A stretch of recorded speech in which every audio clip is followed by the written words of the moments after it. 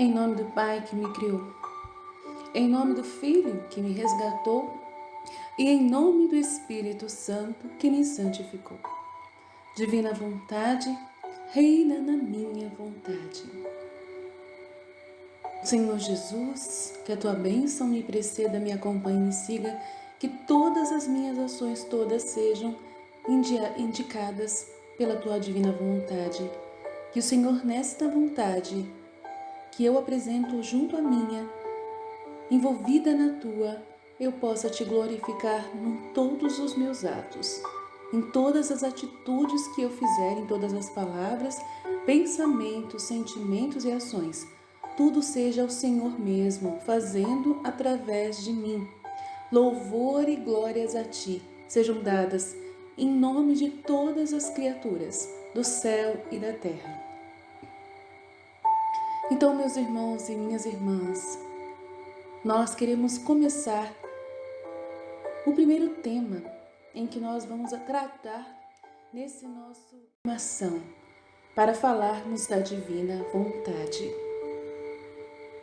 Nós queremos entrar nesse reino, nós queremos fazer a vontade de Deus. E qual é a vontade de Deus para nós hoje? Então, Deus, ele é um Deus perfeitíssimo. Mas desde que Jesus se encarnou no Verbo, desde que ele desceu a sua Mãe Santíssima, ele se tornou humano como nós. E sendo humano como nós, ele também tem a vontade. Mas Deus sempre teve a vontade divina, o querer divino. Ele, em sua magnificência e majestade suprema, desde que desejou criar todas as coisas, ele desejava, ele queria difundir o seu amor. E esse fruto do amor somos nós, os seres vivos, todas as criaturas, que veio dessa geração de amor entre o Pai, o Filho e o Espírito Santo, que é a união do Pai e do Filho. O próprio Espírito Santo é o amor entre os dois.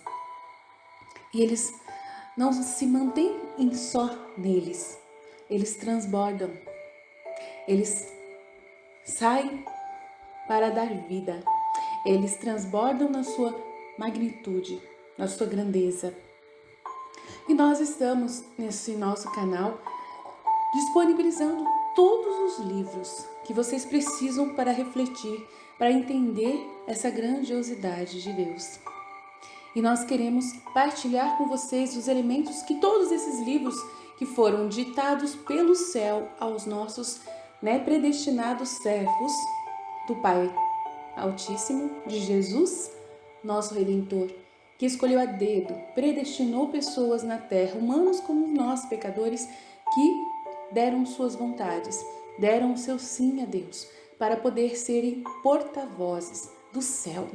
Então, nós temos postado tanto no nosso blog, Jesus Fala Conosco, .blogspot.com, como também estamos postando aqui nesse nosso canal todos os livros que você precisa para poder compreender o dom da divina vontade. Essa vontade de Deus suprema que quer nos abraçar, que quer nos acariciar, que quer que nós voltemos à ordem primordial da criatura, a ordem que o qual Deus sonhou para todos nós, para fazer a realização e definitiva da glória de Deus por cada criatura criada. Todas as outras criaturas, todos os outros seres vivos já louvam a Deus como Ele merece. As árvores, as águas, o céu e a terra, o fogo, o ar, todos os elementos da terra, todos os seres vivos, animais, vegetais, todos eles já estão em conformidade e dão a Deus o louvor que Ele tanto merece. Mas nós, seres humanos, não. Nós somos os únicos que lhe negamos esta graça, essa glória, essa honra que Ele tanto merece. E você me diz, não, mas nós acreditamos nele, nós damos a Ele sim o nosso louvor, eu rezo todos os dias, mas não, você não consegue. Nós, através da desobediência de Adão, herdamos essa exclusão da divina vontade, desse dom da divina vontade, que era para nós termos esse dom. Adão perdeu esse dom. Deus não pôde mais ter a colaboração de Adão para continuar recebendo de Deus os bens que tanto ele tinha para nos dar em todas as gerações, em todos os tempos. Adão fechou a porta, fechou o acesso a Deus, negando fazer a vontade de Deus, negando obedecer uma ordem de Deus. Foi um teste que Deus precisou fazer Adão passar. Então nós iremos ler os conteúdos aqui nessa formação, nesse retiro, nesse tempo agora em que nós podemos refletir bastante sobre esse conteúdo para podermos aproveitar e entrar também no reino da divina vontade, compreendendo todos os conteúdos que nós temos a apresentar através da nossa serva de Deus, Luísa Picarreta. Ela, dando as mãos a todos os demais santos que nós conhecemos e até a Sagrada Escritura, pode nos ajudar muito a compreendermos tudo o que nos falta compreender para entendermos qual é a nossa missão hoje, diante da divina vontade de Deus. Qual é o querer de Deus para nós, seres humanos, todos nós. Não é somente alguns, mas para todos. Ele destinou isso desde o primeiro homem até o último. E nós podemos agora aceitar esse dom e, através da nossa aceitação desse dom, milagres estupendos e extraordinários vão acontecer em relação ao céu e à terra e a todas as gerações, passado, presente e futuro. Nós temos muito a estudar, por isso, fique conosco e nós vamos ajudar você a compreender os conteúdos da divina vontade, tudo o que Jesus quer dizer para nós, tudo o que Jesus quer falar para nós.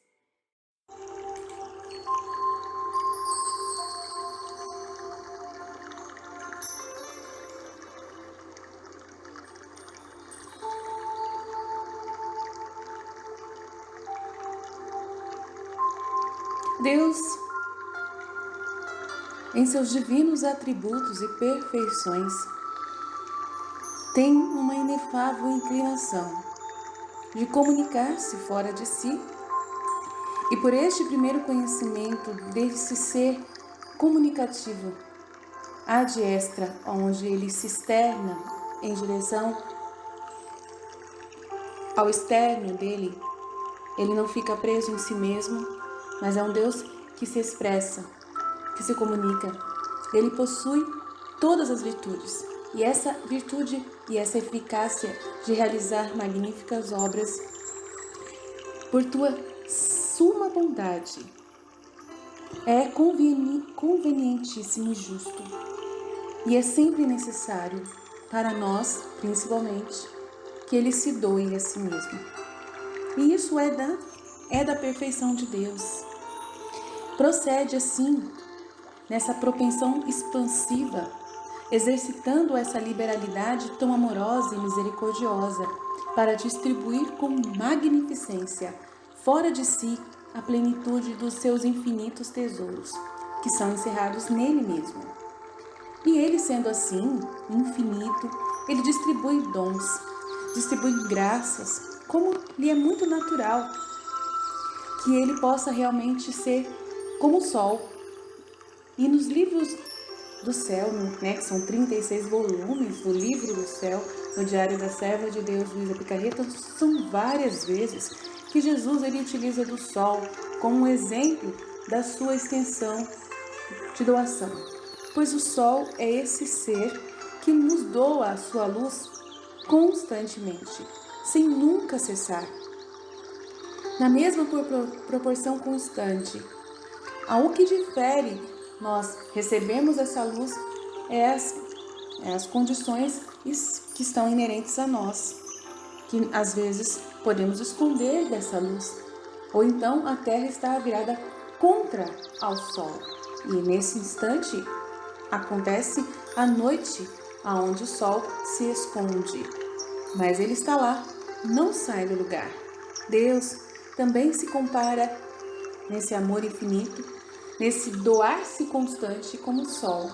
Não dizendo que o sol é Deus, mas ele gosta de utilizar o diário da serva de Deus, Luísa Picarreta, para poder se nomear quão grande é essa extensão da luz do sol, que não para de se estender para nós.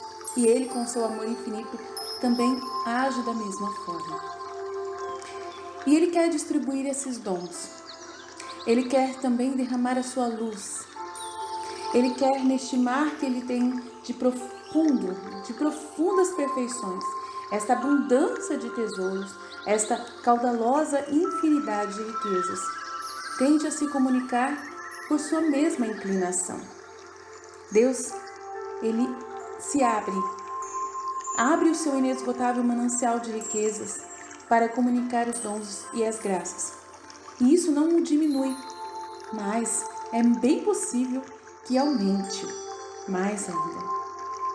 E ele é feliz em se dar. Tudo viu Deus naquele instante. Depois a comunicação ad intra, pelas eternas procissões entre o Pai, o Filho e o Espírito Santo, vendo e sentiu-se obrigado, por amor próprio a si mesmo, a se comunicar ad extra, conhecendo ser santo, justo, misericordioso, piedoso assim fazer. E por isso, ele, para fazer outras criaturas com as quais terão as suas delícias, fazê-las participantes de sua divindade e perfeição. Deus, que é feliz em se dar, tem uma infinita generosidade. E isso nos faz claramente nos admirar, nos arrebata, toca o nosso coração quando a gente percebe, quando a gente olha tudo o que Deus fez, a perfeição de todas as suas obras. E isso nos deixa realmente aniquilados, por vermos o quanto nós somos ingratos. E essa inclinação em Deus, de Deus, e esse ímpeto da sua vontade de se comunicar e comunicar sua divindade, os tesouros de sua glória, e essa inefável, incompreensível grandeza, nós compreendemos e queremos compreender, queremos penetrar, nós queremos ver e enxergar para poder perceber como Ele, sendo tão grandioso, tão onipotente, tão onisciente, pode querer se inclinar para seres tão indignos, tão pequenos, tão baixos, pobres vermezinhos. E por isso, nós queremos sempre estar dispostos e devemos estar para corresponder a esse Deus, aos seus desejos, às suas vontades, ao que Ele quer de nós. Isso é o nosso ser que se manifesta quando nós pensamos e meditamos nas grandezas de Deus. Nós desejamos, todos nós, é o primordial de cada um, de cada ser vivo, voltar-se, de querer dar-se, na sua pureza, na sua preciosidade, na sua vontade amorosa. O ser humano tem dentro de si esse desejo constante de amar a Deus. Gostaria muito de poder ser visto por Deus como um ser digno, mas nós não devemos ficar com medo. Nós não precisamos sentir dúvida, nós não precisamos sentir culpa ao se aproximar dele, porque ele deseja a cada um de nós. E a glória dele é a razão de suas obras. O segundo instante em que ele se manifesta, ao sair de si, sempre consiste em conferir e decretar, por várias razões e motivos, a sua glória, a exaltação e a manifestação da grandeza de sua majestade. Esta exaltação de si mesmo, seu conhecimento, louvor e glória, é o fim visado por Deus, ao comunicar-se pela revelação, ao expandir seus atributos e ao usar de sua onipotência. E Ele, para fazer esse dom acontecer, Ele desejou e determinou a disposição de como se comunicar conosco. E a forma realizada que Ele utilizou foi a redenção. Foi gerar o Verbo divino. E esse Verbo se encarnar, fazendo-se visível no meio de nós. E Ele, Deus, Pai, Filho e Espírito Santo, decretou a perfeita compleição da humanidade santíssima do Verbo de Deus, que ficou criada na sua mente divina e depois se concretizou para poder comunicar-se a nós e nós o conhecermos como Ele realmente o é. Por isso que Cristo disse, nosso Deus, eu e meu Pai somos um. Quem me vê, vê o Pai. Projetou divinamente a harmonia da natureza humana, composta de corpo orgânico e alma espiritual. O primeiro homem, o primeiro ser humano, foi o próprio Cristo criado na mente do Pai,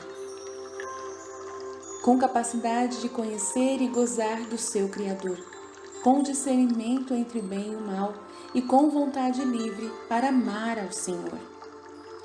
O primeiro homem, o primeiro filho, o filho do homem.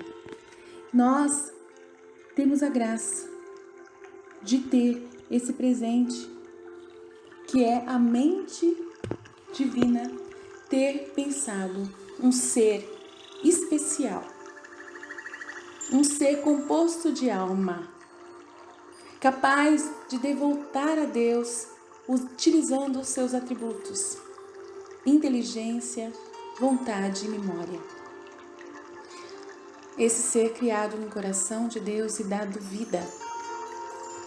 E a ordem dessa comunicação, dessa união que Deus realiza com a segunda pessoa da Santíssima Trindade, com a natureza humana, forçosamente devia ser a primeira obra e o objeto do entendimento e da vontade divina em se comunicar. Isto por altíssimas razões que nós não compreendemos. Mas, depois de haver Deus se conhecido a si próprio e amado a si próprio, a melhor ordem era conhecer e amar o que estava mais próximo de sua divindade, a união hipostática. Outra razão é porque a divindade devia se comunicar substancialmente, fora de si, para se comunicar também internamente, para comunicar o que ele comunicava internamente entre o Pai, o Filho e o Espírito Santo. Comunicar externamente quem ele é, o que ele quer, os seus desígnios e as suas obras. Deste modo, essa intenção e vontade divina começa a sua obra pelo vértice de todas elas e prossegue comunicando seus atributos em perfeitíssima ordem. Esse fogo do amor, esse fogo da divindade, opera primeiro no que se encontra mais imediato a ele, e é a união hipostática do Pai com o Filho. A sua divindade se comunicando em primeiro lugar a quem houvesse de chegar ao mais alto e ao mais excelente grau, depois do mesmo Deus, no conhecimento, no amor, nas operações e na glória de sua mesma divindade. Não queria Deus, ao nosso modo baixo de entender, correr o risco de não conseguir esse objetivo, sendo Ele o único ser capaz de justificar tão maravilhosa obra e ter com ela adequada proporção. Deus queria criar muitas criaturas, e era conveniente e necessário criá-las com harmonia e subordinação, e que fosse a mais admirável e gloriosa possível. Deviam ter uma cabeça, um ser supremo que seria o mais próximo e imediato, unido a Deus, pelo qual passassem todas as demais para chegar à divindade. Então, nós temos o nosso intercessor, o único mediador entre nós e Deus, Jesus, o Verbo encarnado. Ele é a única forma que nós temos de chegar a Deus. E essa comunicação que ele disse, ninguém vai ao Pai senão por mim. Essa comunicação de Jesus na sua vontade quer alcançar o objetivo primordial da criação, de que todos nós, através da união com Jesus e de sua vontade, subordinados a Ele, vivendo Ele em nós, possamos, através do dom da divina vontade, recebido lá na criação do primeiro homem, Adão, a gente poder amá-lo, a gente poder dar a glória ao Pai que o Pai merece. E através somente dessa graça, dessa chama de amor do dom da divina vontade. E nós vamos continuar explicando, dando essa formação, tentando compreender como que a humanidade de Cristo fez essa comunicação de amor aqui na Terra com o Divino Pai e o nosso Criador. E como nós agora recebemos de suas mãos, através do mistério da redenção, o dom da divina vontade, através de Heloísa Picarreta, de volta. O dom que foi retirado de Adão foi nos dado de volta através de Heloísa Picarreta. Então, nós vamos compreendendo através desses estudos, e esse conteúdo que eu acabei de ler está no livro da Santa Maria de Ágreda, Mística Cidade de Deus. E para poder vocês não pensarem que eu estou falando por mim mesma, que o que eu tenho a dizer aqui não é da vontade de Deus, uma simples leiga, né? Eu vou trazer o conteúdo para ilustrar um pouquinho mais, né, sobre o entendimento do pouco que eu falei, com o conteúdo do Padre Paulo Ricardo, que ele falou no dia transmitido ao vivo, no dia 3 de junho de 2019, né, no vídeo que ele preparou, né, na homilia, na formação que ele deu sobre a devoção ao Sagrado Coração de Jesus. Então, a gente vai ouvir esse trecho e a gente vai tentar compreender o que a gente está querendo dizer aqui através da divina vontade, e ele mesmo vai citar que é na divina vontade, essa vontade nossa, essa vontade de Deus, de a gente também ser, né, seguidores, imitadores, né, e reverenciarmos essa humanidade de Jesus, que viveu glorificando ao Pai, e nós vamos falar muito sobre isso. Inspirai ao Senhor as nossas ações e ajudai-nos a realizá-las, para que em vós comece e para vós termine tudo aquilo que fizermos por Cristo, Senhor nosso. Amém. Santa Maria, Mãe de Deus, rogai por nós. Em nome do Pai, do Filho e do Espírito Santo. Amém. Tudo bem, grande alegria estarmos juntos hoje nessa transmissão ao vivo, em que nós iniciamos o mês do Sagrado Coração de Jesus, mês de junho. Essa, que eu acho que é de São Basílio, que está aqui no Orietes Aquas, deixa eu ver se eu consigo achar. Mas nessa citação de São Basílio, ele diz com toda clareza, não é, que Jesus, aqui, tá? São Basílio, isso mesmo. É manifesto que o Senhor possui os afetos naturais em confirmação de sua verdadeira e não fantástica, ilusória encarnação. Manifesta também que ele repeliu, como indignos da divindade, os afetos viciosos que mancham a pureza da nossa vida. Então, veja só, Jesus tem emoções de verdade, não é uma fantasia. As paixões, as emoções, mas ao mesmo tempo que Jesus tem as paixões, as emoções de verdade, ele repeliu aquilo que são os afetos desordenados. Então a gente sabe que nos afetos, no coração de Jesus, só tem sentimentos ordenados, só tem sentimentos puros. Então quando você olha para os sentimentos de Cristo nos evangelhos, a humanidade dele, aquilo lá é uma revelação de Deus para você. Então Jesus se comoveu. Vamos pegar um exemplo assim para pegar bem claro, né? Tem aquela famosa passagem de São Mateus capítulo 11, né? Em que os discípulos voltaram das missões e começaram a relatar para Jesus a conversão das pessoas, né? E Jesus então ficou emocionado e prorrompeu num grito de júbilo que os exegetas chamam de o grito do Redentor. São Mateus capítulo 11, versículo 25. Eu te louvo, Pai, Senhor do céu e da terra, porque escondestes essas coisas aos sábios e entendidos e as revelastes aos pequeninos. Sim, ó Pai, foi do teu agrado tudo que me foi entregue por meu Pai, e ninguém conhece o Filho senão o Pai, ninguém conhece o Pai senão o Filho, e aquele que o Filho quiser revelar.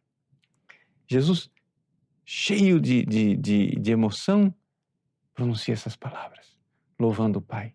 E aí, vem aquele momento extraordinário que eu sempre me lembro da imagem do Cristo Redentor no Corcovado, lá no Rio de Janeiro, de braços abertos. Imagina aquela imagem que está lá, está aqui, retratada. Daqui a pouco eu falo dessa foto. Vinde a mim, todos vós que estáis cansados e carregados de fardos, e eu vos darei descanso. Tomai sobre vós o meu jugo e aprendei, porque sou manso e humilde de coração. E encontrareis descanso para vós, pois o meu jugo é suave e meu fardo é leve. Gente, Jesus de braços abertos diz, venham. Para onde? Para o meu coração. Aprendam de mim, aprendam no meu coração. Então, Jesus alegre, contente, exultando de alegria pelo Pai, porque por causa da nossa conversão, porque Ele está vendo você mudando de vida, eu mudando de vida, Ele está vendo as coisas acontecendo. Jesus, vinde a mim todos vós. Vinde a mim. E nesta realidade, Jesus está mostrando seu coração. Que coração que é esse? É o amor. É o amor. Que tipo de amor? O amor criado e o amor incriado. Ou seja, o amor humano e o amor divino. O amor humano, os seres humanos amam de duas formas. Primeiro, o amor passional, sentimento. Que em Jesus é perfeitamente ordenado. Nossos amores são desordenados. A gente ama, às vezes, o que deve amar. Mas quantas vezes nós amamos o que não devemos amar? Quantas vezes nós nos sentimos atraídos por coisas tolas, bobas, passageiras, empolgações.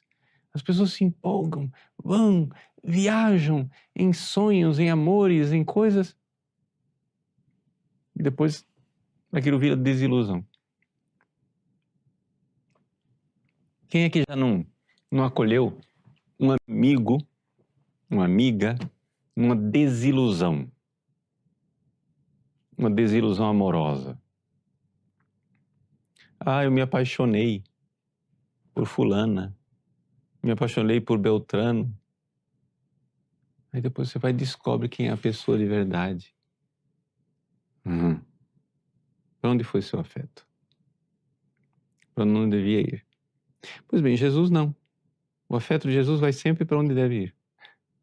Você vai lá na Bíblia, vai no Evangelho, olha para os sentimentos de Jesus, e é uma grande consolação para nós saber que Deus se fez homem e sentiu sentimentos humanos, paixões perfeitamente ordenadas humanas e com isso redimiu nossos sentimentos. Jesus sentindo a tristeza redimiu a minha tristeza. Jesus sentindo medo redimiu o meu medo.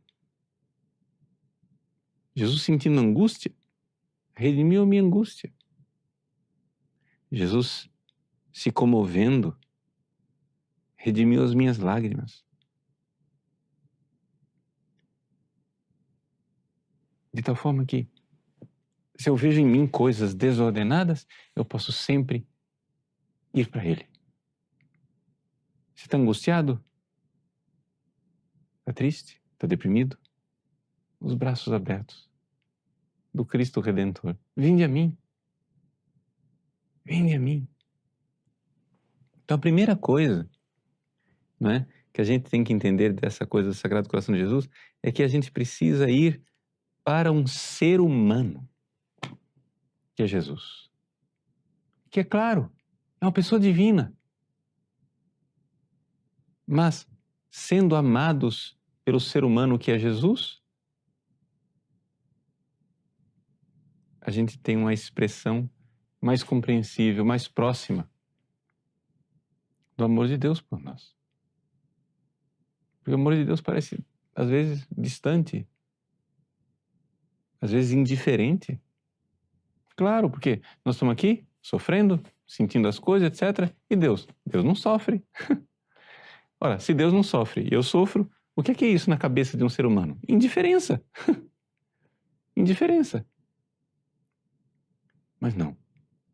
Deus, para mostrar que Ele não é indiferente, se fez homem e sofreu o nosso sofrimento. Vinde a mim. Não é? Pois bem,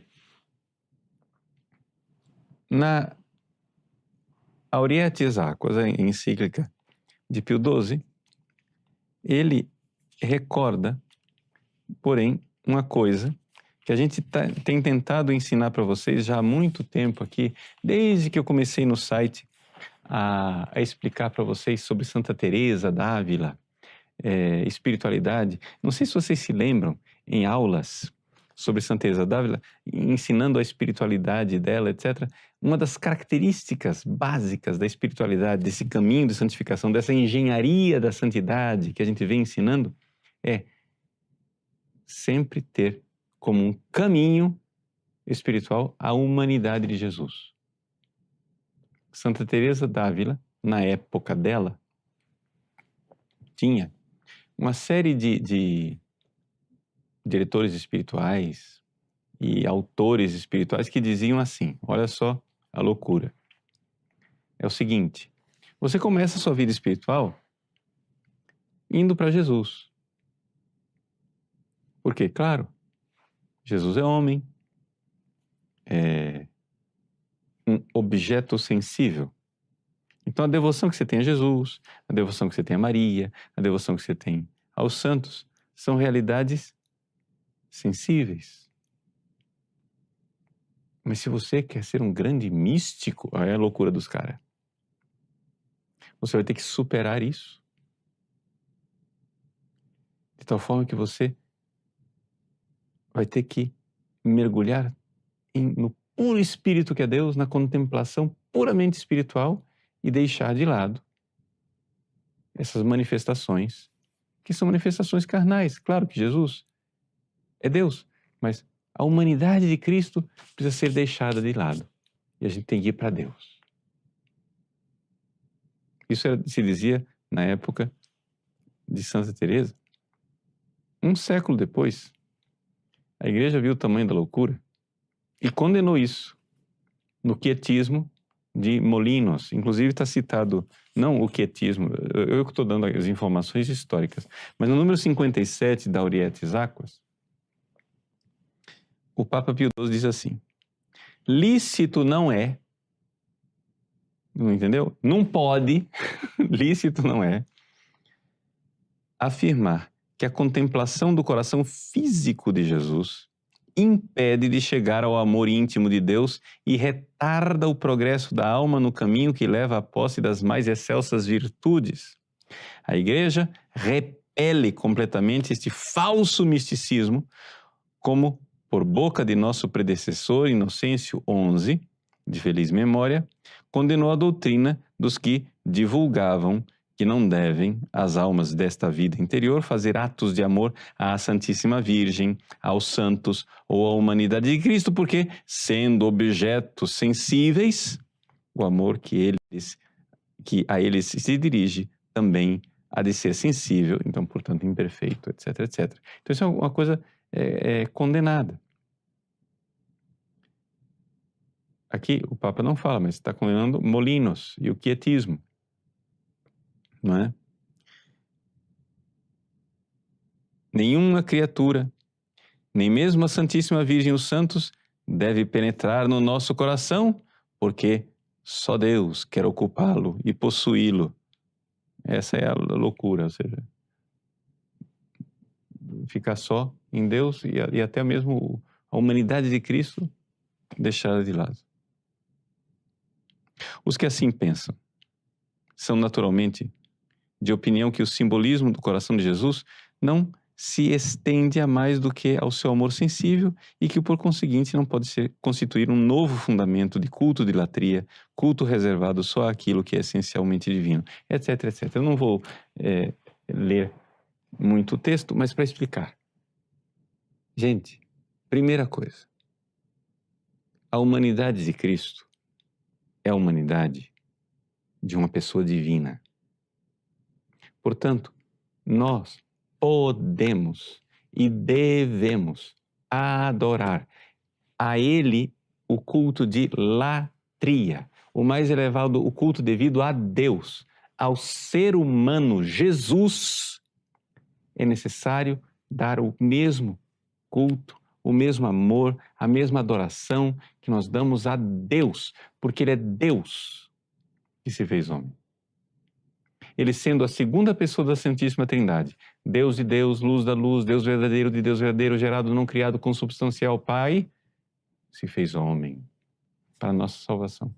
Então, nós devemos fazer como São Tomé. São Tomé, vendo a chaga do coração de Jesus, do lado aberto de Jesus, se ajoelhou e disse: meu Senhor e meu Deus. Eis aí o culto do coração de Jesus. São Tomé se ajoelhou diante de um ser humano de carne e disse: meu Senhor e meu Deus. Por que isso é tão importante? Bom, primeiro porque a fé é católica, né? Não vamos ser hereges, não vamos ser nestorianos, para dizer que não vamos separar o humano e o divino. Infelizmente, os evangélicos protestantes, eles têm essa tendência nestoriana. Mais informações sobre isso, tem um curso lá do Padre Paulo Ricardo, Por que não sou protestante? Segundo, né, a questão é de que tudo o que Jesus fez neste mundo, né, nos amou, mas não somente neste mundo, agora, lá no céu, na glória do céu. O coração de Jesus não parou de bater. Jesus não parou de ter sentimentos. Lá no céu, Jesus não virou um bicho empalhado, uma coisa assim. Não. As chamas de amor do coração de Jesus no céu continuam. Jesus continua me amando lá no céu. Pio XII, assim, gente, essa encíclica ela vale muito a pena. Dá até para você usar como meditação. Fazia tempo que eu não li a Auriete Aqua. Eu li agora para preparar o programa. Gente, é de uma profundidade, é de uma certeza tão grande assim nas coisas de Deus que nossa, Deus abençoe, né? Assim, Pio XII fez um trabalho extraordinário. Bom, enfim, mas veja só. Lá no céu, deixa eu pegar aqui a passagem. Jesus continua nos amando. Então, não é assim, foi uma coisa passageira, né? Não. Não. Lá no céu ele continua. Ele diz aqui que nada, portanto, proíbe que adoremos o coração sacratíssimo de Jesus enquanto é participante, símbolo natural e sumamente expressivo daquele amor inexaurível que ainda hoje, esse é o número 42 da encíclica, agora, hoje, ainda hoje, o Divino Redentor arde para com os homens, quer dizer, lá no céu, Jesus tem um amor divino, claro, a Trindade, o amor do Pai, Filho e Espírito Santo, mas tem um amor humano que nos ama. Mesmo quando já não está submetido a perturbações dessa vida mortal, claro, Jesus já não sofre.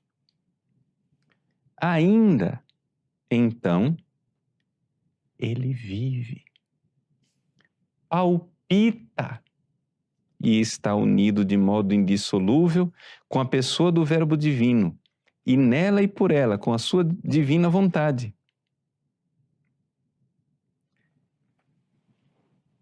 Assim, a encíclica é fantástica. Eu estou lendo uns trechinhos para vocês, mas, assim, só isso já dá para você parar diante dessa verdade. Mas, padre, isso não é um emocionalismo?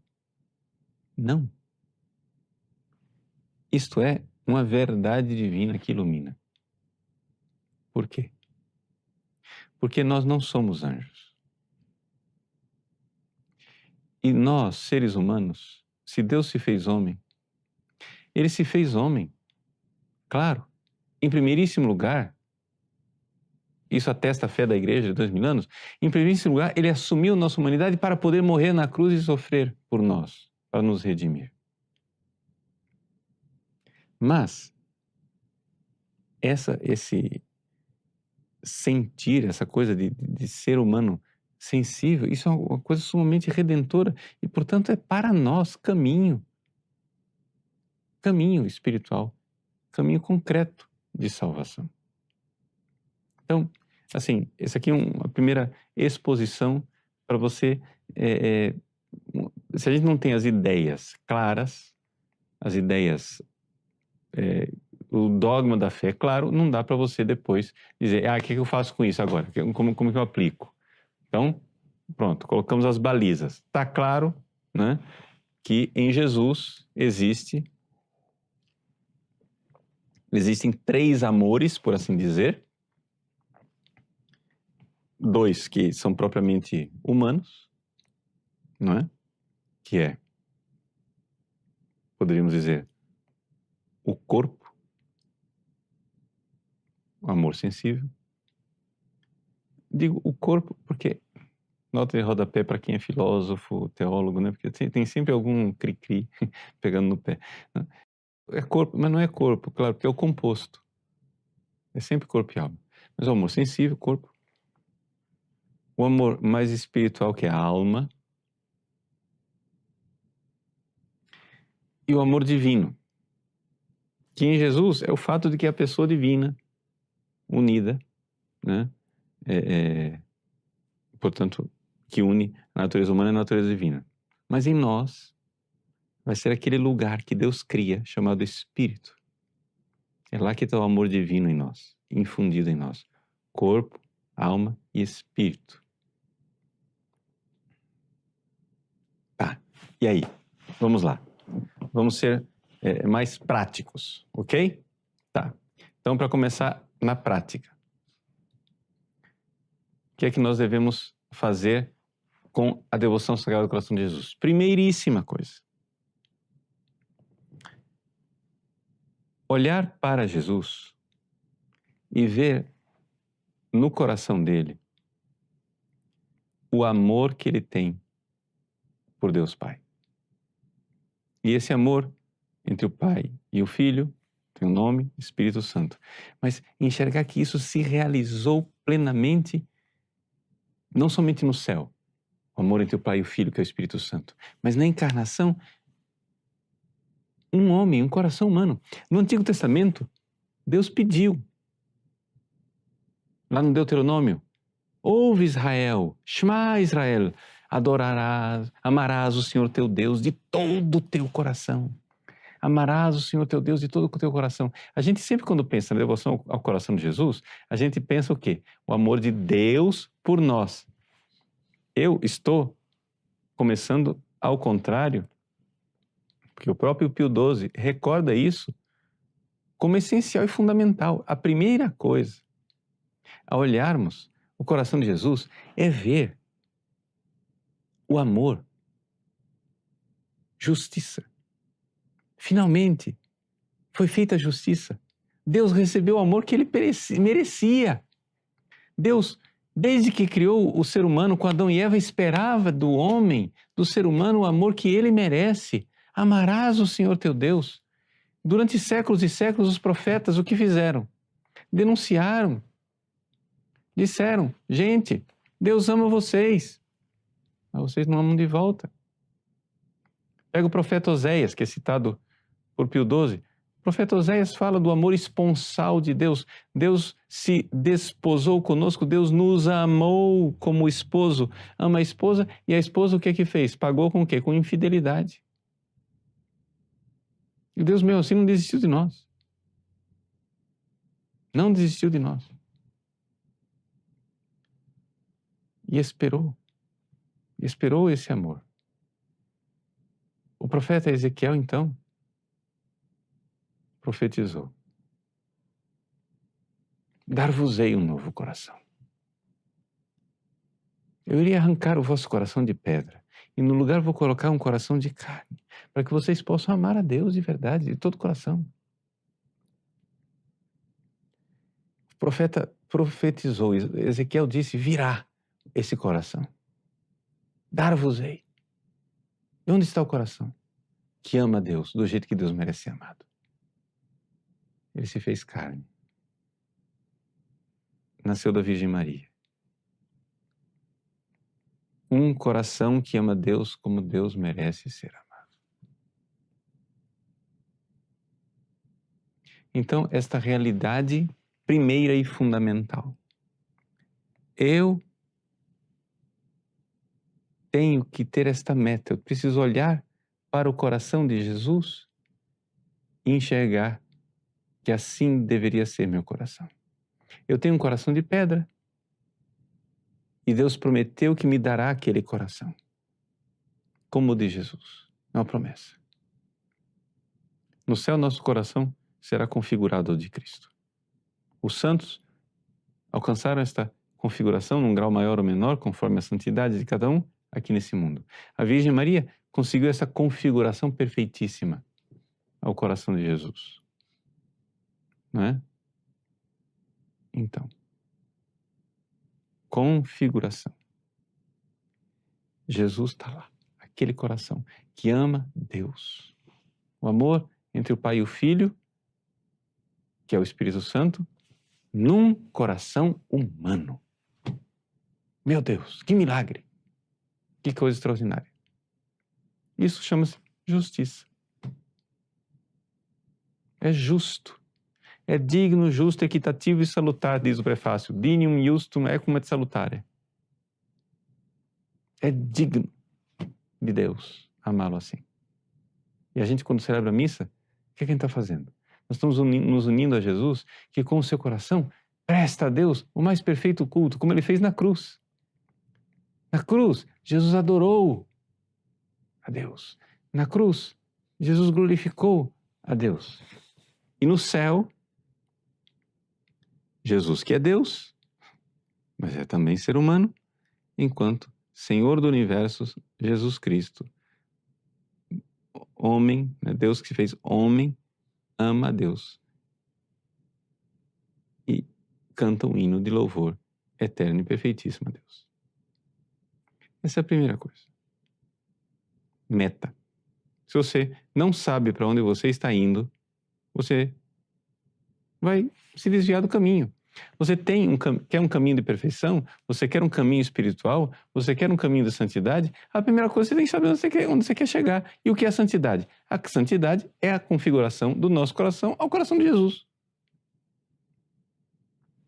Ele ama a Deus. perfeitissimamente.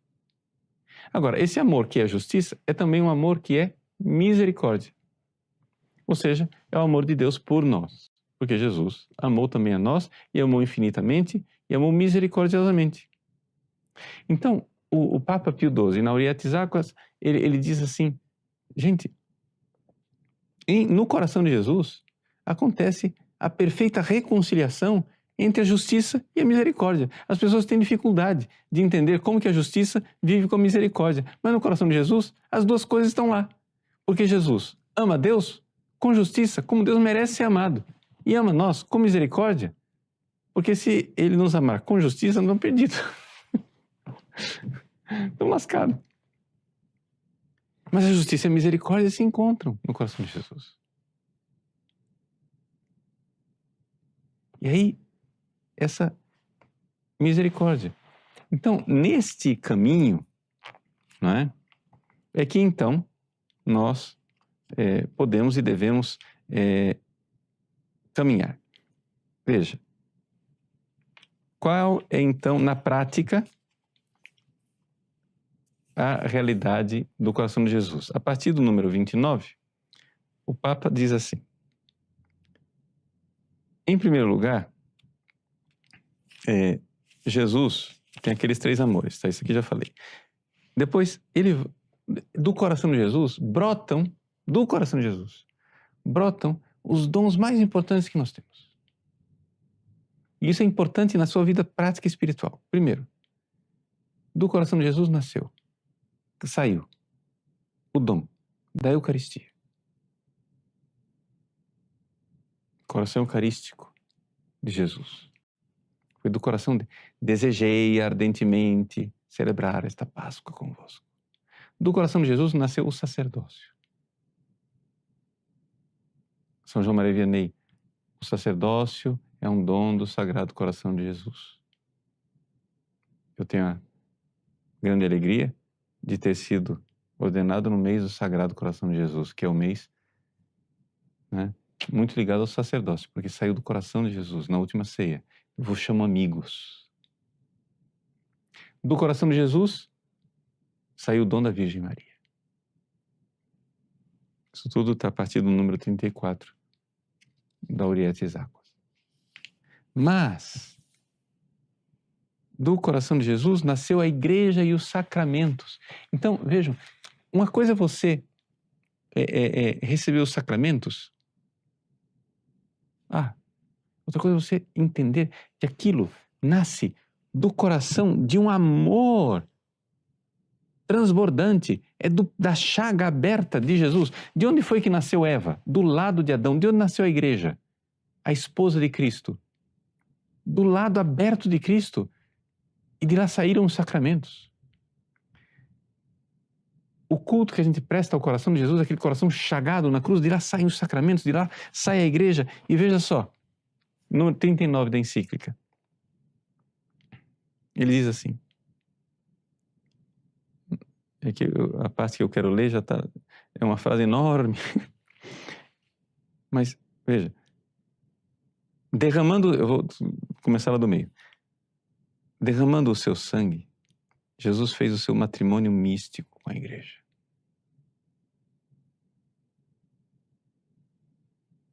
Sofreu a paixão por amor à igreja que ele devia unir a si como esposa. Essa frase é de Santo Tomás de Aquino. Não tem esposo que deseje mais ardentemente se unir a uma esposa do que aquele que morre e dá o seu corpo na cruz para se unir a ela. Na vida espiritual, todo o nosso progresso espiritual é essa realidade da alma esposa que se une com o esposo que é Cristo. Mas isso não é uma teoria, uma coisa assim, uma poesia. Isso é uma realidade muito concreta na paixão de Cristo e muito concreta na sua vida espiritual quando você recebe os sacramentos. Quando você recebe os sacramentos, você está se unindo ao esposo, de alguma forma. Na Eucaristia, de forma suprema. Mas nos outros sacramentos também, porque tudo isso emanou, tudo isso veio do peito aberto, veio do coração do esposo na cruz. E isso tem uma aplicação muito prática na nossa vida espiritual. quando a gente olha para a situação da igreja, medite, pense. Cristo amou a sua igreja e ama a sua igreja. Então, com que amor no céu ele continua amando a sua igreja, que está seguindo o seu caminho, o caminho da paixão, morte, né? Perseguição, martírio. Com que amor, com que compaixão Jesus olha para os membros sofredores do seu corpo místico da igreja e ama a cada um. Isso é de uma aplicação espiritual enorme. Não é? Ele diz, número 40, depois que nosso Salvador subiu ao céu com seu corpo glorificado e se sentou à direita de Deus Pai, não tem cessado de amar a sua esposa.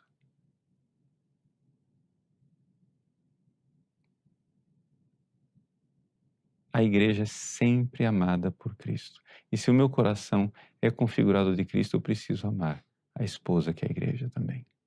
Eu preciso amar a igreja. Se você não ama a igreja, seu coração está muito longe do coração de Cristo.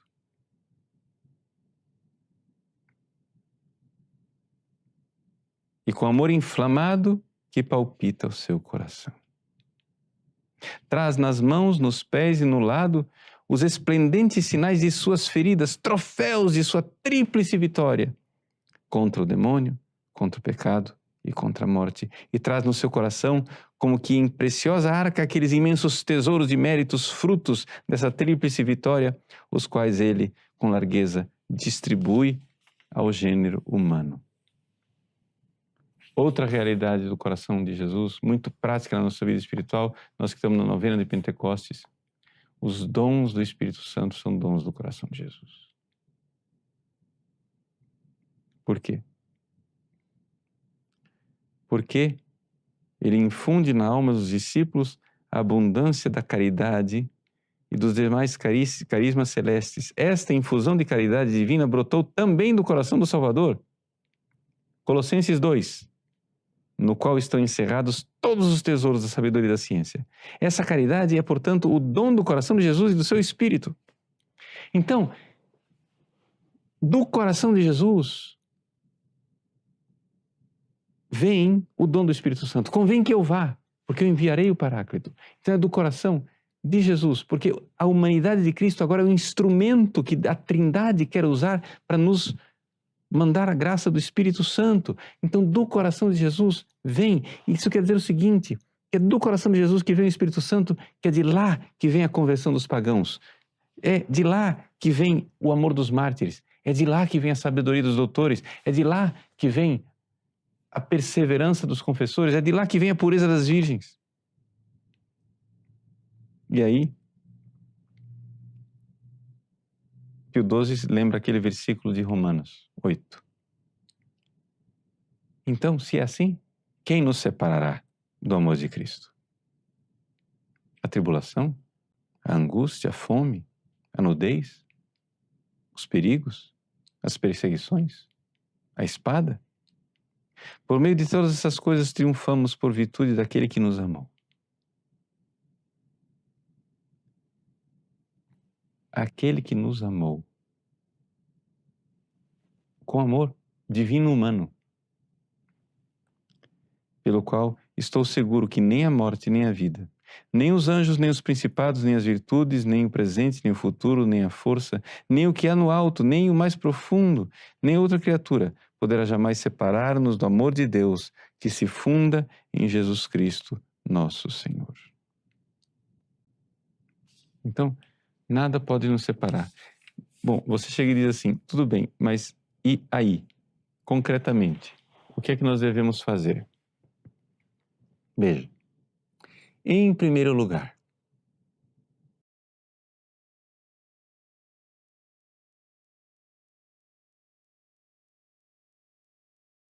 Deus disse, eu sou o caminho, a verdade e a vida. É caminho enquanto homem, verdade e vida enquanto Deus. Então, o caminho é Jesus e nós não devemos nos desviar desse caminho. Nós vivemos numa época em que as pessoas de outro jeito, estão querendo cair naquele erro do quietismo e direto para Deus sem ir por Jesus. Concretamente, espiritualmente, nós precisamos entender que a humanidade de Cristo, com tudo aquilo que é o mistério da encarnação estendido ao longo do século, aos séculos, a igreja, os santos, os sacramentos, o magistério da igreja, nós não podemos nos separar desse caminho. Tudo isso está ligado ao corpo de Cristo, que é a igreja. Não há caminho de santidade se não for por aí. Não há caminho de transformação espiritual, de perfeição, se não for por aí. Então o que você deve fazer? Você deve se entregar a Jesus. A palavra se entregar, a gente usa a palavra consagração. E se entregar ao seu sagrado coração. Consagrar-nos a Ele. Você diz, não, mas eu sou consagrado a Nossa Senhora. Sim, você é consagrado a Jesus. Pelas mãos de Nossa Senhora, através de Nossa Senhora. Mas é Jesus. Sabedoria encarnada, diz São Luís Maria Grande Montfort. Então, encarnado, a humanidade de Cristo. Nós precisamos nos consagrar, nos entregar todos. E eu quero falar em consagração, para terminar, né, essa nossa reflexão, recordar uma consagração que houve aqui no Brasil no mês de julho, em 1955, um ano antes da encíclica Aurietis Aquas. Estava tendo aqui no Brasil o encerramento do 36º Congresso Eucarístico Internacional, no Rio de Janeiro. Quando terminou o congresso, aos pés do Cristo Redentor, houve uma consagração cívica do Brasil. O pessoal da equipe vai colocar para vocês o link. Vocês têm um site que fala o número, não vou recordar aqui de cor. Mais de 50 senadores, 200 e tantos deputados, não sei quantos ministros dos tribunais superiores, do Supremo, do Tribunal, todos estes representantes legítimos do povo brasileiro fizeram uma consagração ao coração eucarístico de Jesus, porque era o Congresso Eucarístico, o Sagrado Coração, consagrando o Brasil ao coração eucarístico de Jesus. E aquela imagem do Cristo Redentor, pouca gente sabe, aquela imagem dos braços abertos lá sobre a Baía da Guanabara, é uma imagem do Sagrado Coração. Como assim, padre? Claro! Eu não li para você o versículo, está lá, Mateus 11. Vinde a mim, todos vós que estáis cansados, não é? Aprendei de mim que sou manso e humilde de coração. Ah, o senhor está deduzindo, não estou deduzindo, está aqui. Não tem dedução nenhuma. Aqui, ó. A equipe vai colocar o link para vocês, se quiser baixar, tem em alta resolução na Wikicommons, né, da Wikipédia. Está aqui o rosto de Jesus. Baixa um pouco, é porque é pequeno e as pessoas não notam, né? Mas na abertura da gola, aqui, perto do pescoço, tem um pequeno coração. Que está aqui. No corcovado. O coração está lá. Então, é o Sagrado Coração de Jesus, ao coração eucarístico de Jesus, o Brasil foi consagrado.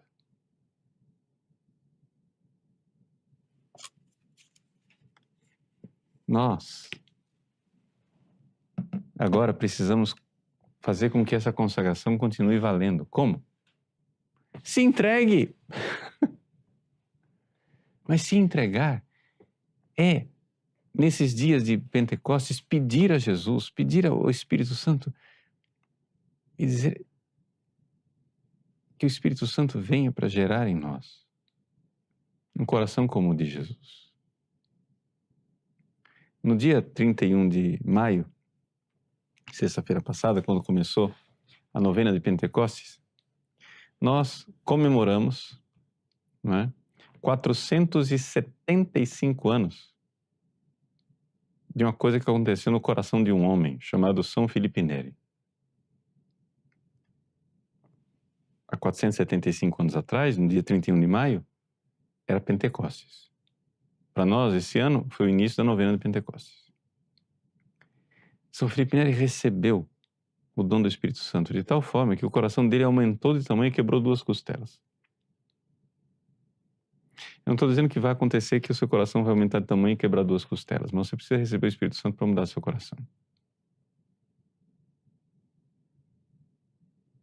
Mudar os seus amores desordenados por amores ordenados. Os seus sentimentos confusos por sentimentos como Cristo, como está escrito lá no 2º capítulo de São Paulo aos Filipenses. Tende em vossos corações os mesmos sentimentos de Cristo Jesus. Quem vai fazer isso? Jesus, com seu coração, quer enviar o Espírito Santo. Estamos na novena de Pentecostes, domingo que vem. Peça. Mas não peça só na novena de Pentecostes, peça a vida inteira, peça todos os dias, peça insistentemente, peça. Mas peça se unindo a Jesus, não vá descambar por caminhos longe de Jesus encarnado, Deus histórico. Cai fora dessa bobagem de querer transformar o cristianismo numa religião, digamos assim, transcendental, né? Uma religião de uma filosofia fora da história. É a humanidade de Cristo o caminho certo. E, portanto, o caminho certo na sua encarnação e na continuidade de sua encarnação, que é a Santa Igreja de Deus. Por mais que ela esteja sendo dilacerada no mundo e perseguida como nunca. Mas non prevalebunt. Então, não é uma abstração, não saia do caminho histórico, real, concreto do Cristo encarnado. Esse é o nosso caminho de salvação, como os mártires. Como os mártires, como os santos doutores, como as virgens. Vamos lá. Então, nesses dias, de forma muito concreta, né, a vinda do Espírito Santo nos una a Jesus ressuscitado. E nunca deixemos com que o nosso caminho se abale ou saia dessa realidade muito histórica e concreta. A nossa santificação passa por aí. Deus abençoe você, né? Que verdadeiramente a Virgem Maria, com seu imaculado coração configurado a Cristo, nos ajude e peça agora em Pentecostes e toda a nossa vida o Espírito Santo que virá do coração do seu Filho lá do céu, para nos transformar um coração como o dele, né? Jesus, manso e humilde de coração, fazei o nosso coração semelhante ao vosso. Deus abençoe você. Em nome do Pai, do Filho e do Espírito Santo. Somente Ele. Então, a gente compreendeu isso. Então, a gente vai continuar entendendo isso através dessa explicação que nós estamos continuando do livro da Santa Maria Ágreda. E vamos partir para o livro do céu, para compreender o que Jesus fala Ele mesmo para Luísa Picarreta referente a isso. A criação do homem, né, a união dele com o Pai, e assim a gente poder compreender, mas passo a passo. Neste instante em que Deus se comunica através da humanidade do Verbo, Ele comunicou-lhe toda a ciência infusa e beatífica, a graça, a glória que sua alma santíssima podia comportar, convenientes ao ser que era juntamente Deus e homem verdadeiro, depois que se encarnou. Por essa razão, Ele é a cabeça da Igreja, a cabeça de todas as criaturas, capazes de graça e glória também. de sua plenitude é que receberiam esta graça e glória. Então, é dos méritos de Jesus conquistados na sua humanidade durante toda a sua vida. E aí nós vamos refletir um pouco sobre a vida íntima de nosso Senhor Jesus Cristo, o livro da serva de Deus, monja Maria Cecília Bage. E Jesus, ele mesmo dizendo como ele fazia para louvar ao Pai.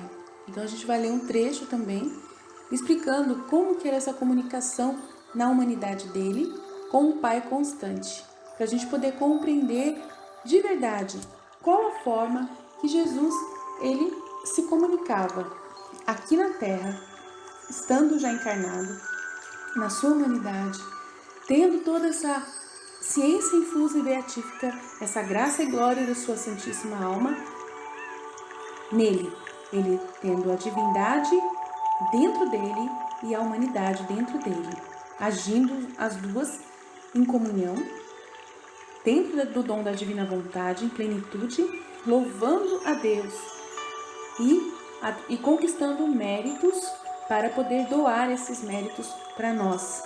Ele tem esses méritos para ele conquistou todos em sua vida, nos seus 33 anos de vida, e ele depois doou todos eles para as criaturas que somos nós, os salvos, aqueles que aceitarem receber a salvação.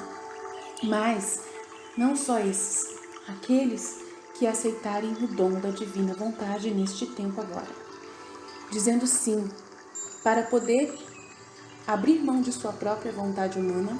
E nós vamos falar sobre isso. Como que funciona isso? Como que Jesus ele deseja isso de nós? Para podermos compreender e dar a Deus, dentro do dom da divina vontade, o louvor e a glória que ele tanto precisa e merece. Aí você me diz, ele não precisa. Não precisa. Mas ele quer.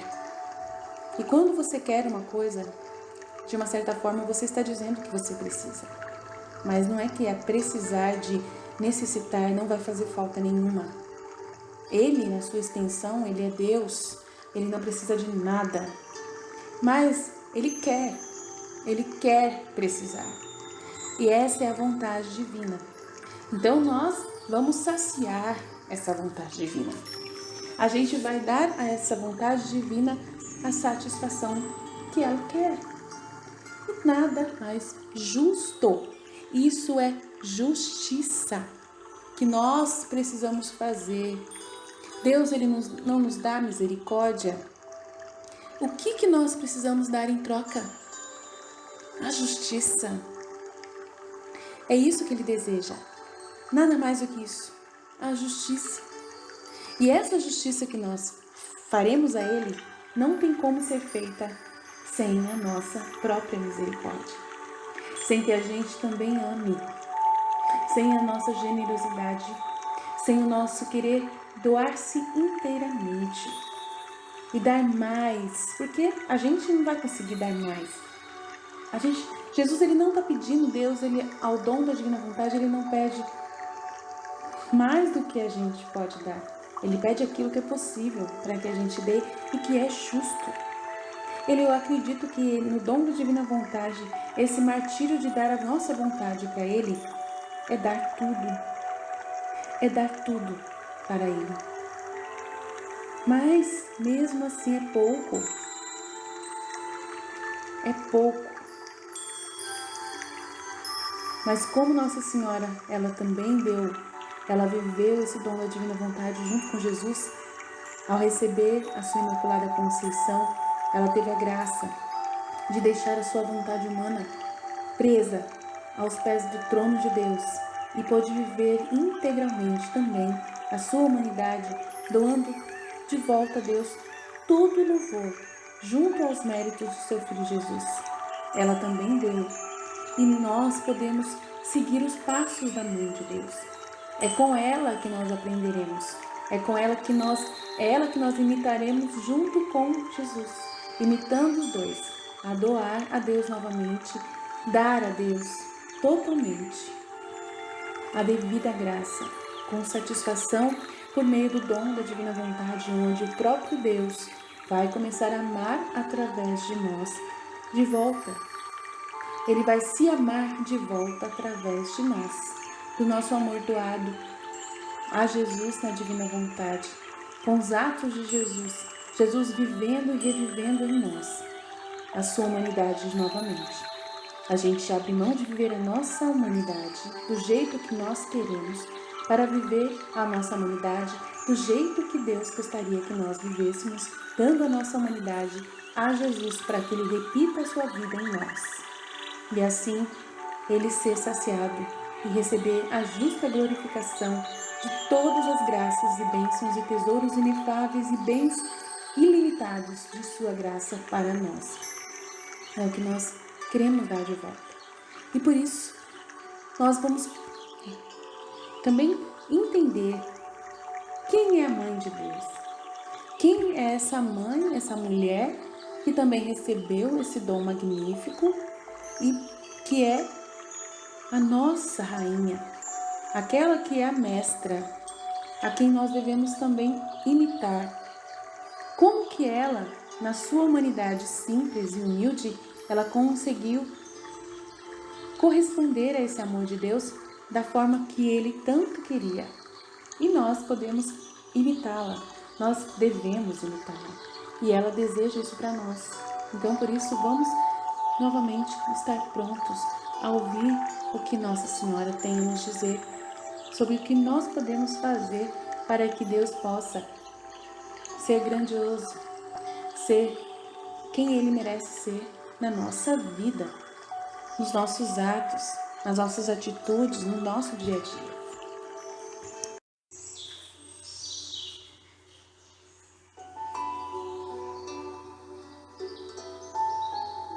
Após Deus ter pensado a criação e criado em sua mente o Verbo humanado, em segundo lugar, para que isso, o seu decreto de predestinação da mãe do Verbo emanado fosse possível, esta pura criatura foi ordenada antes que houvesse decreto de criar qualquer outra coisa. Deste modo, antes de todos, foi concebida na mente divina, na forma que convinha à sua dignidade por ser mãe do Verbo de Deus. Imediatamente encaminhou-se para ela toda a correnteza do rio do amor, da divindade de seus atributos, para ser capaz de receber nela a pureza e a conveniência, a dignidade de ser mãe de Deus.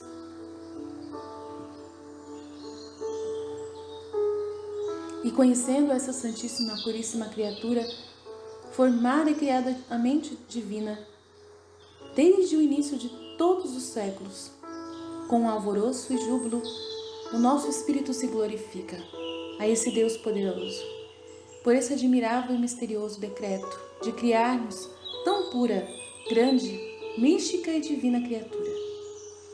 Mais para ser admirada com louvor por todas as demais do que para ser descrita por alguma.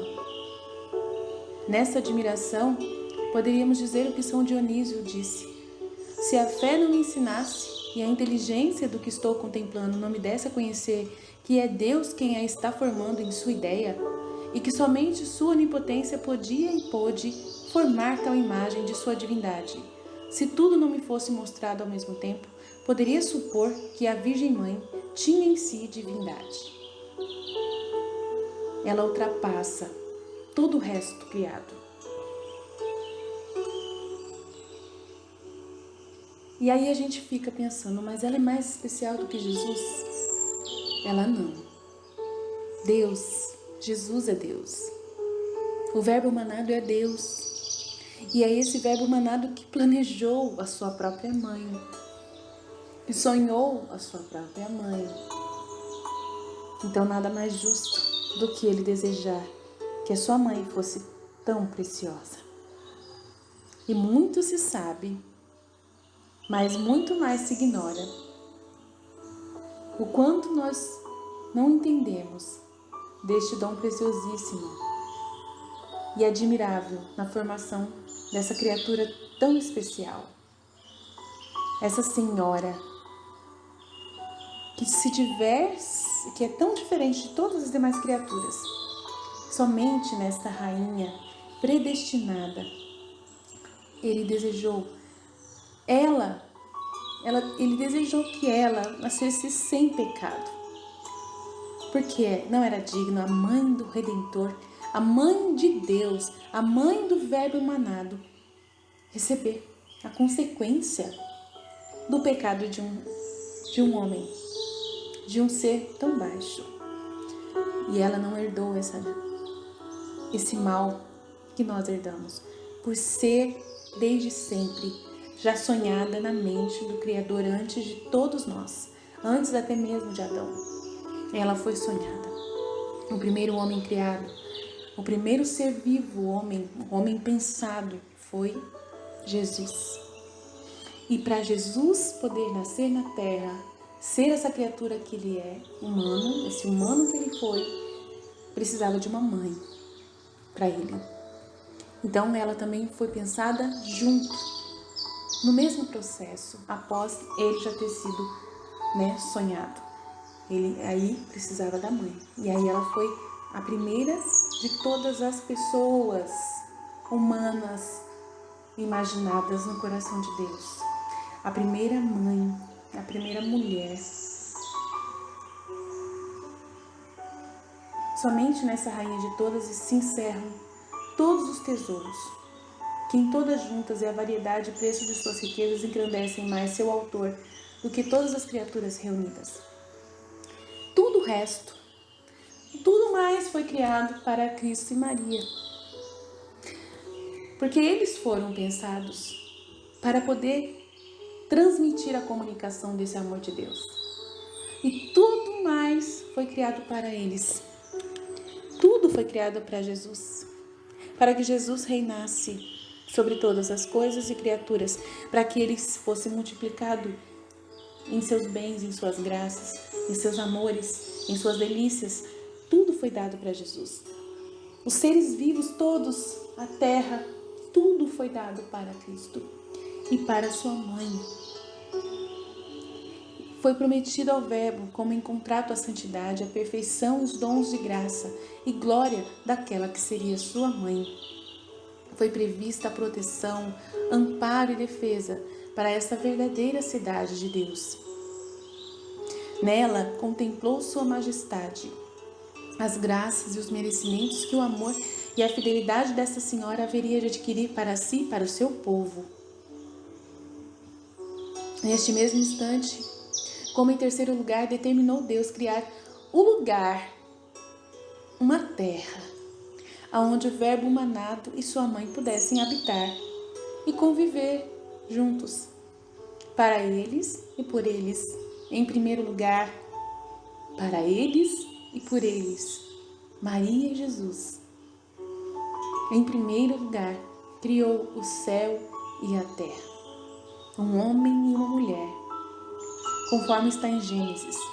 No princípio, Deus criou o homem e a mulher.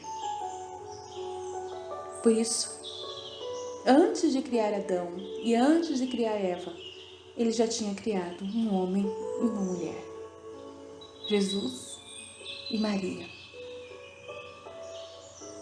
Para eles e por eles depois, criou a terra, o céu e a terra, com seus astros e elementos e quanto eles contêm. Secundariamente foram destinados para os membros e vassalos dos quais Cristo seria cabeça e rei, pois com real previdência todo necessário e conveniente foi de antemão disposto e preparado. E depois em seguinte, foi determinada a criação da natureza angélica, os anjos, para ser mais excelente e semelhante ao ser espiritual, a divindade. Foi previsto e decretado antes dos homens, a criação dos homens em Adão e Eva. Foi também prevista a admirável disposição dos 9 coros e as 3 hierarquias dos anjos. Foram criados antes de tudo para a glória de Deus, para conhecer, amar e servir sua divina grandeza. foram secundariamente ordenados para assistir, glorificar, honrar, reverenciar e servir a humanidade divinificada no Verbo eterno, sua cabeça. Em seguida fariam o mesmo por sua Mãe Santíssima, Rainha dos Anjos. A este foi dada a incumbência de todos os caminhos, levarem a ambos em suas mãos a proteção do Verbo e a proteção de Maria. Os anjos também, além de ser criados para assistir, glorificar, honrar, reverenciar e servir a Deus, conhecer e amar a Deus em sua divina grandeza e servir a Deus, eles também foram criados igualmente também para proteger, para poder honrar, reverenciar e servir a humanidade divinificada no Verbo eterno. Nesse instante, mereceu-lhes Cristo nosso Senhor, com seus infinitos merecimentos atuais e previstos, toda a glória que receberiam. Seriam vassalos desta cabeça, modelo e supremo rei. Mesmo que o número dos anjos fosse infinito, seria suficientíssimos os méritos de Cristo para lhes merecer a graça. E após foi criado o paraíso e o inferno. E a este instante pertence a predestinação dos bons anjos e dos reprovados maus. Deus conheceu, porque ele num ato só, ele criou tudo.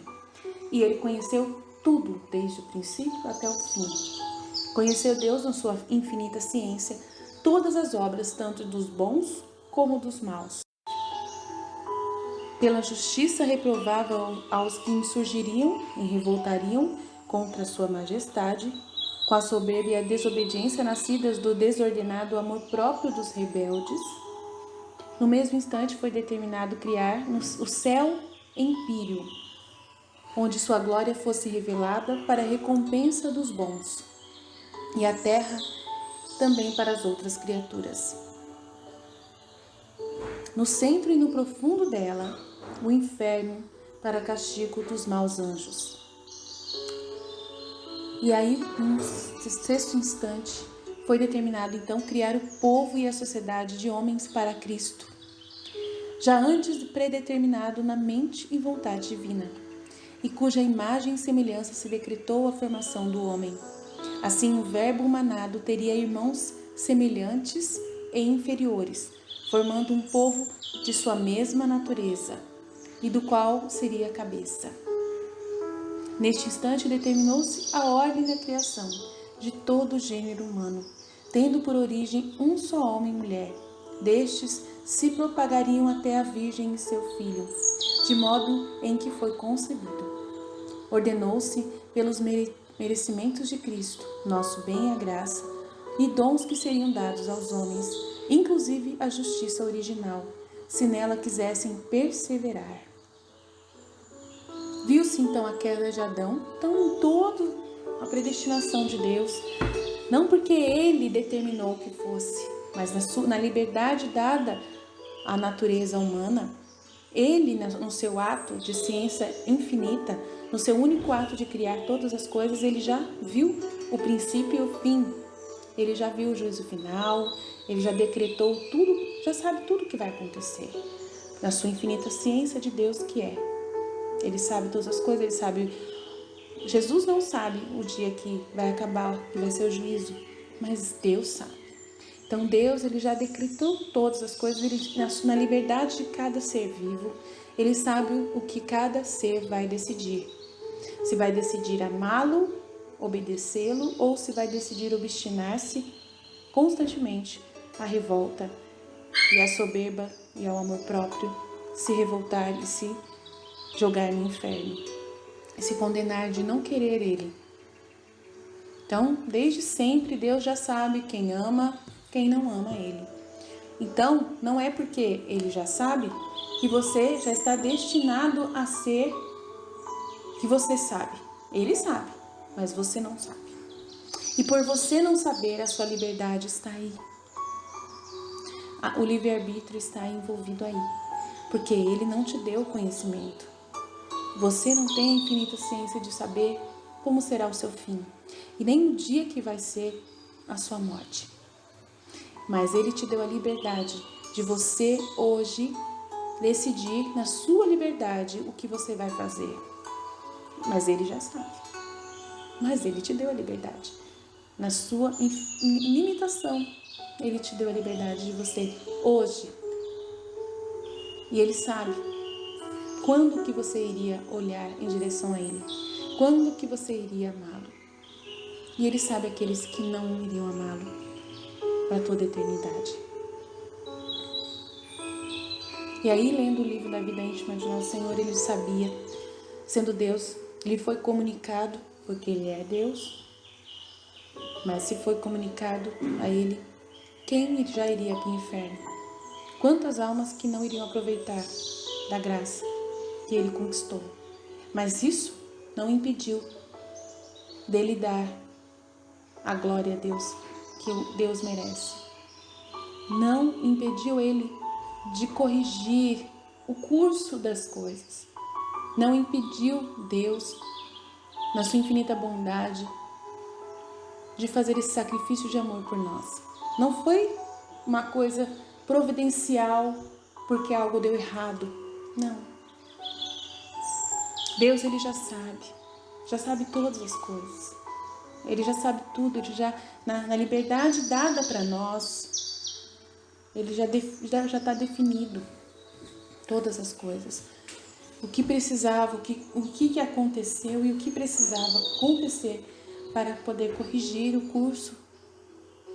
E Ele manteve a liberdade até o fim, que é o maior presente, porque Ele disse que Ele não quer escravos, mas sim quer filhos. Nós não somos escravos, nós somos filhos.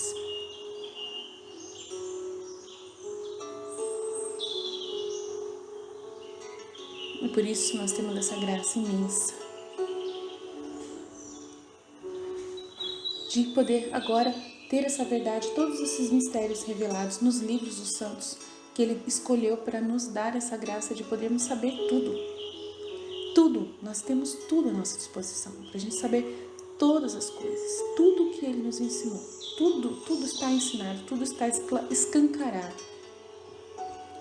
Porque a nossa inteligência precisa saber porque agora que nós temos o dom da divina vontade, é necessário que nós saibamos o porquê de tudo, o para quê de tudo. Para a gente conhecer a Deus, a gente fazer a sua vontade, Ele nos deu a graça de a gente poder conhecer. Por isso que Ele deu 36 volumes para Luísa Picarreta, para explicar tudo. E além dela, Ele deu para nós os livros de Maria Cecília Baige, deu para nós os livros da Santa Faustina, o Diário da Santa Faustina, deu para nós os livros da Santa Maria de Ágreda, Mística Cidade de Deus, deu para nós vários outros santos que já ditaram para nós, através das revelações divinas, as verdades que nós precisamos saber, para agora a gente poder ser formado o povo especial dos filhos da divina vontade. E você, meu irmão, que está ouvindo esse conteúdo, é maravilhosamente predestinado por Deus para ser um desses filhos amados. Ele sabe que você é um deles. Ele sabe que você vai aceitar esse conteúdo, que isso nunca mais vai sair da sua cabeça, que você vai amá-lo, que você não vai rejeitá-lo, que você não vai lutar contra ele dentro de você mesmo, que você não vai achar um absurdo as coisas que Ele mesmo está dizendo para nós. As verdades estão à nossa disposição. A igreja deixou que nós tivéssemos acesso através da internet, está tudo aí. Nada nos é negado. Claro, aí você me pergunta por que os padres não contam essa história que você está contando. Como não? Um padre que se dedica, o padre que foi predestinado, conta para nós. Esse conta para nós, basta a gente procurar. Tem muitos sacerdotes que contam para nós, os predestinados por Deus, para falar o que nós precisamos ouvir, aqueles que estão escolhidos a dedo, marcados com um sinal especial, filho da divina vontade como nós. Por isso, não fique assustado com essas verdades que nós estamos colocando aqui no canal. Está tudo à nossa disposição. Saiba disso. Então vamos continuar em seguida falando do conteúdo da divina vontade, de como que nós fomos criados no coração de Deus para poder nós recebermos esse dom de volta. E aí Jesus falando, nosso verbo manado, explicando para nós por que Ele nos criou. E aí nós vamos compreender, continuando a nossa formação e nosso retiro da divina vontade.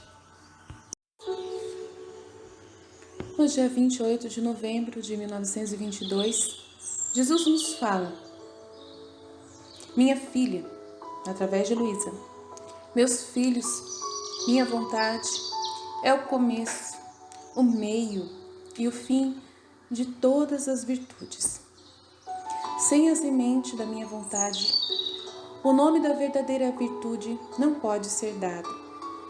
É como um germe, uma semente da planta, que depois de ter afundado suas raízes no solo, quanto mais profundas são, maior a árvore em que o germe contém formas. Primeiro há o germe, que forma as raízes.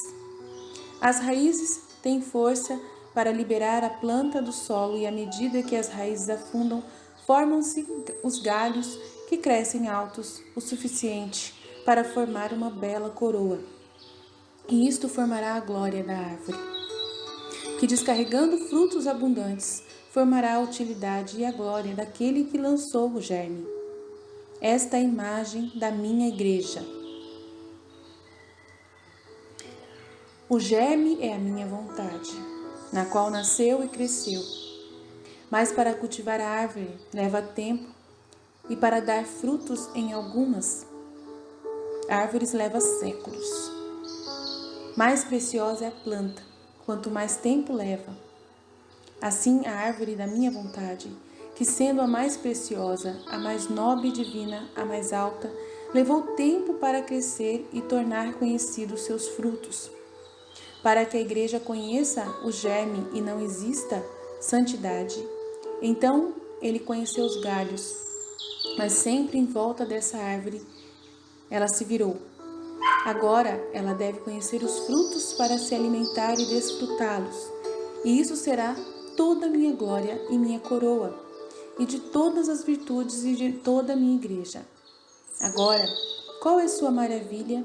Que em vez de manifestar primeiro os frutos da minha vontade, eu os manifestei depois de tantos séculos? Então Jesus falando para nós, por que agora, depois de tanto tempo, Ele vai falar para a gente tudo isso que nós estamos falando aqui?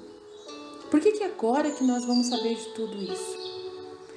Se a árvore não se havia formado, como eu poderia dar a conhecer os frutos? Então a nossa igreja recebeu, durante todos esses 2000 anos, esses milênios de existência, após a redenção, a obra da redenção, a nossa igreja foi formada e ela se virou, essa imagem da igreja, que é uma árvore que cresce, que se firma, e o germe da vontade dele, que foi quem, ele que fez, ele que instituiu, ele que formou essa igreja, esse povo para Cristo, o povo para Cristo, porque os homens negaram, através de Adão os homens se perderam, e ele, para poder, depois da redenção, quis levantar esse povo que ele tinha escolhido lá em Abraão, lá em Noé, após o dilúvio, depois da primeira renovação do mundo, ele não tinha jeito naquela renovação lá, não sobrou ninguém, só Noé. E depois de Noé, escolheu Abraão, de Abraão veio o seu povo, e do seu povo ele nasceu, a Virgem Maria, onde nasceu a mãe dele, especial, essa mulher toda preciosa, né? E daí desse povo, na sua redenção desse povo, continuou-se o povo da igreja, da sua igreja. Essa árvore foi recebendo todo o alimento, né? Todas as luzes do sol, né? O seu germe o germe da sua semente foi crescendo, a terra foi sendo, né? Ela foi sendo cultivada, levou tempo para começar a dar os frutos, porque leva séculos para algumas árvores, né, darem frutos. E quanto mais preciosa a planta, mais tempo leva. E sendo essa árvore tão preciosa, desse povo tão importante, tão especial para Jesus, a mais nobre e divina, a mais alta, levou tempo para crescer e tornar conhecidos seus frutos, para que a igreja conheça o germe e não exista santidade. Então ela conheceu os galhos, mas sempre em volta dessa árvore ela se virou. Agora ela deve conhecer os frutos para se alimentar e desfrutá-los. E isso será toda a minha glória e minha coroa, de todas as virtudes e de toda a minha igreja.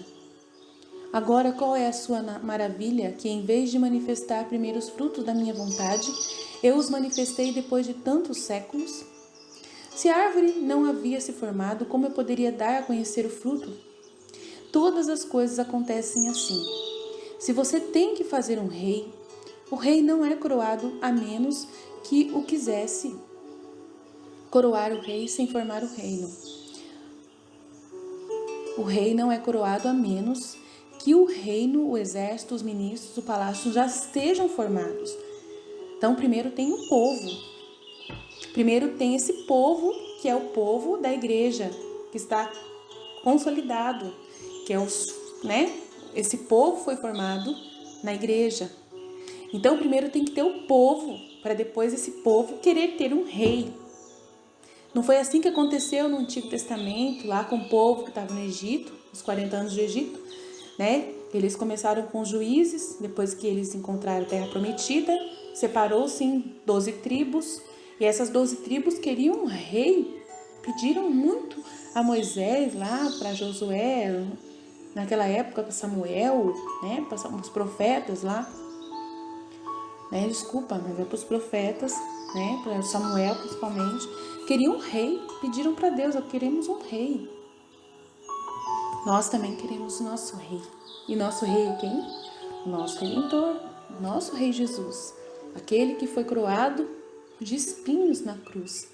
Esse é o nosso rei, né? E nós somos o povo, o seu povo e seu rebanho, as ovelhas que ele conduz por sua mão. E nós somos esse povo escolhido. E agora a sua vontade quer se concretizar. Ele quer descer no meio de nós. Ele quer ser coroado rei. Por isso que ele fala que, primeiro, se você tem que se fazer um rei, o rei não é coroado a menos que o reino, o exército, os ministros, o palácio sejam primeiro formados. No final se levanta o rei e ele se coroa. E se você quisesse coroar o rei sem formar o reino, o exército e assim por diante, ele seria um rei de fraude. Agora a minha vontade era ser a coroa de tudo e a satisfação de minha glória pela criatura. Porque somente em minha vontade podemos dizer, eu realizei tudo. E eu, encontrando tudo o que quero nele, não só dou a conhecer os frutos como alimento e faço com que atinja uma altura que ultrapasse tudo.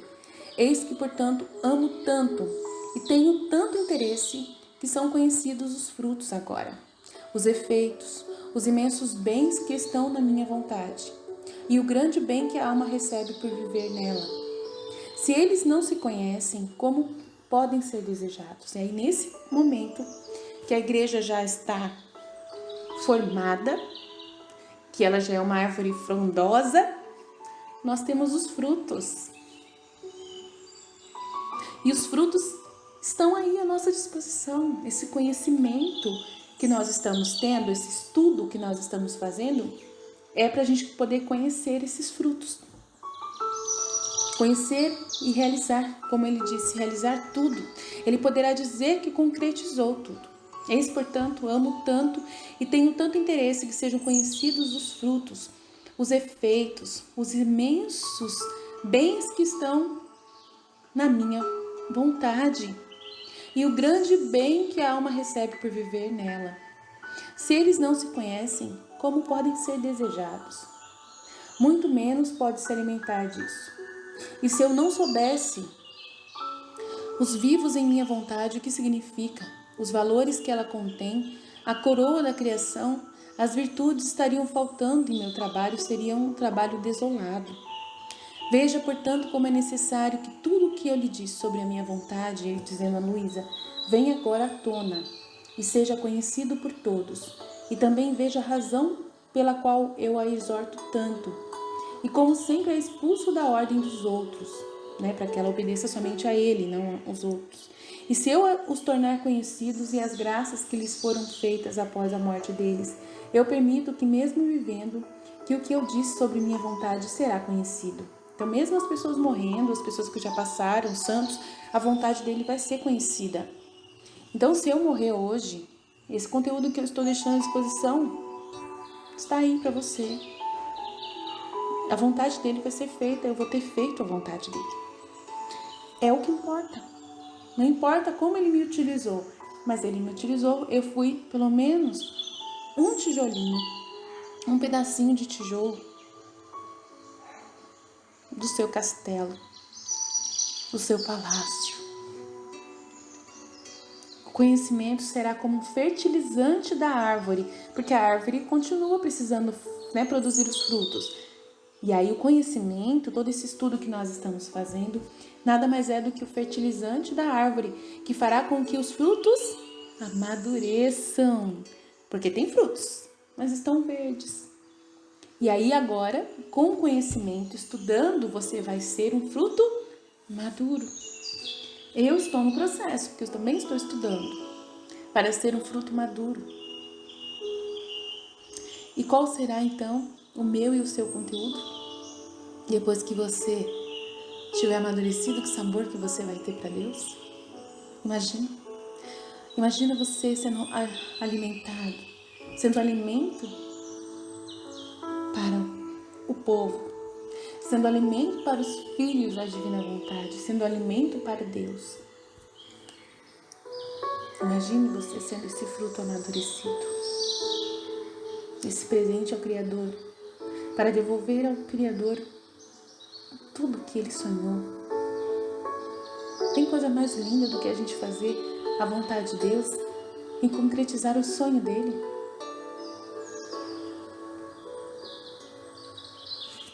Não tem coisa mais importante, meu irmão, minha irmã,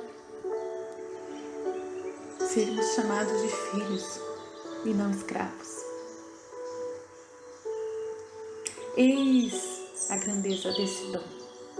Eis a grandeza dessa graça que nós estamos recebendo.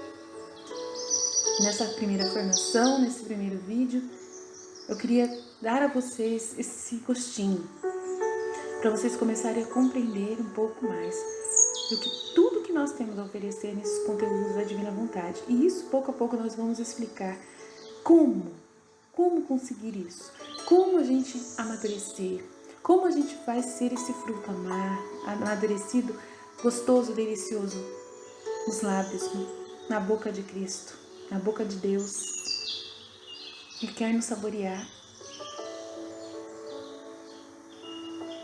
E a gente não vai ser devorado e destruído, a gente vai ter uma semente que vai sair desse fruto, ou várias sementes, da onde de nós surgirá muitos outros que vão nascer e vamos ser eternos.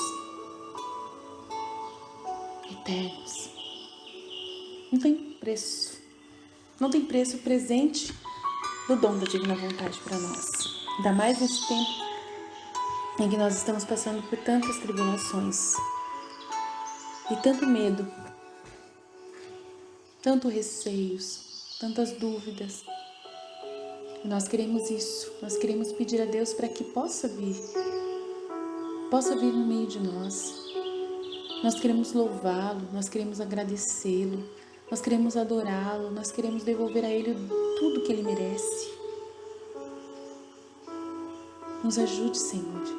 E no próximo, a gente vai estar falando sobre a Imaculada Conceição, explicar um pouco mais sobre o que Jesus diz sobre a Imaculada Conceição e sobre o que Ele diz sobre a concepção dele mesmo, do Verbo Divino. O que Ele diz no livro da serva de Deus, Luísa Picarreta, sobre esses momentos, para que a gente possa compreender um pouco mais sobre esse momento de Jesus e de Maria. Deus abençoe você. Fiat.